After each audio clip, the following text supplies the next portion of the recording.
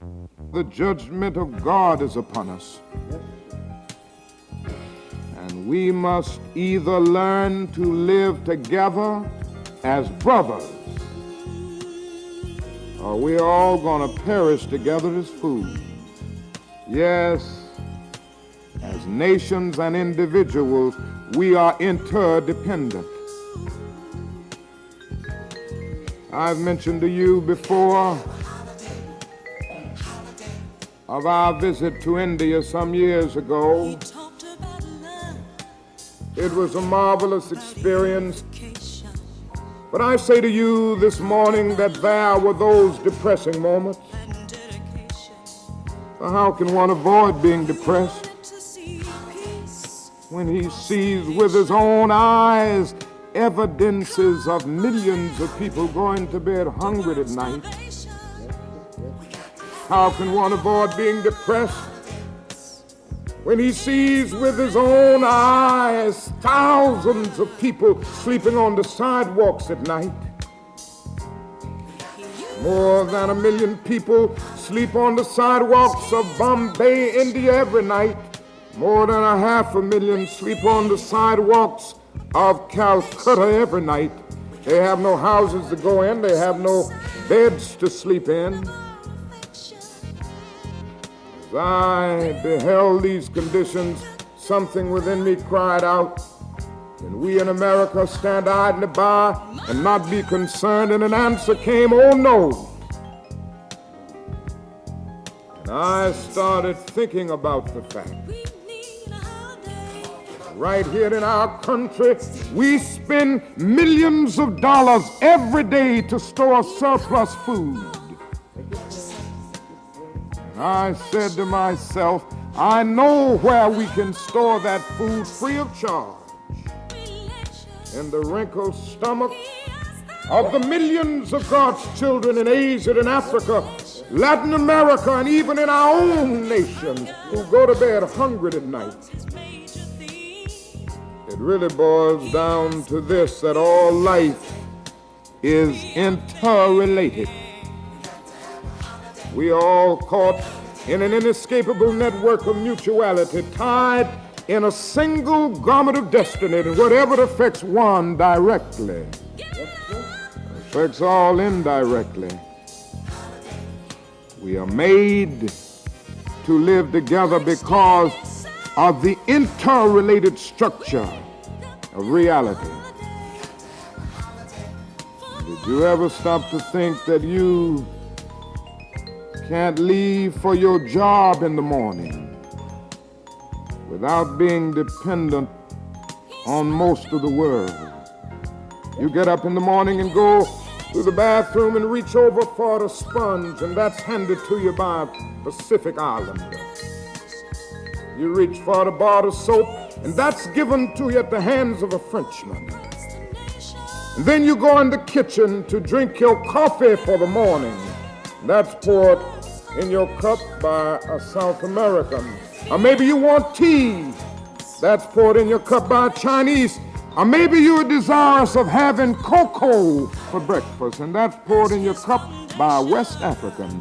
And then you reach over for your toast, and that's given to you at the hands of an English-speaking farmer, not to mention the baker. And before you finish eating breakfast in the morning, you're dependent on more than half of the world.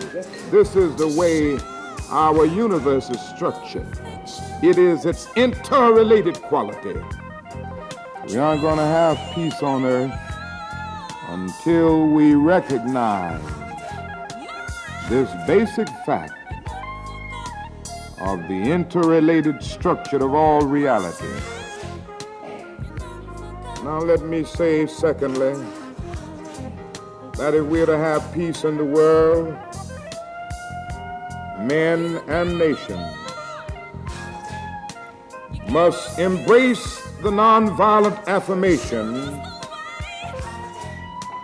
that ends and means must cohere.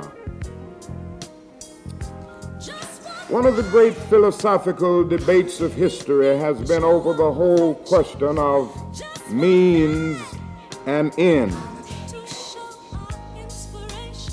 And there have always been those who argued that the end justifies the means, that the means really aren't important.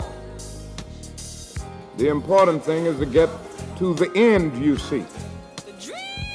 So if you are seeking to develop a just society, the important thing is to get there, and the means really aren't important. Any means that will get you there. They may be violent, they may be untruthful means, they may even be unjust means to get to a just end. There have been those who have argued this throughout history. But we will never have peace in the world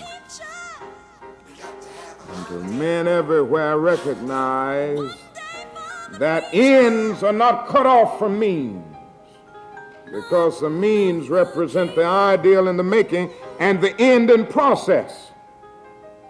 And ultimately, you can't reach good ends through evil means, because the means represent the seed and the end represents the tree. It's one of the strangest things that all of the great military geniuses of the world have talked about peace. The conquerors of old came killing in pursuit of peace. Alexander, Julius Caesar, Charlemagne, and Napoleon were akin in seeking a peaceful world order. Do you know, if you will read Mein Kampf close enough, Hitler contended that everything that he did in Germany was for peace. And the leaders of the world today talk eloquently about peace. Every time we drop our bombs in North Vietnam, President Johnson is talking eloquently about peace. Make it plain. What is the problem? They are talking about peace as a distant goal, as an end we seek. But one day we must come to see that peace is not merely a distant goal that we seek, but it is a means by which we arrive at that goal. We must pursue peaceful ends through peaceful means. All of this is saying that in the final analysis, means and ends must cohere, because the end is pre-existent in the means. And ultimately, destructive means cannot bring about constructive ends.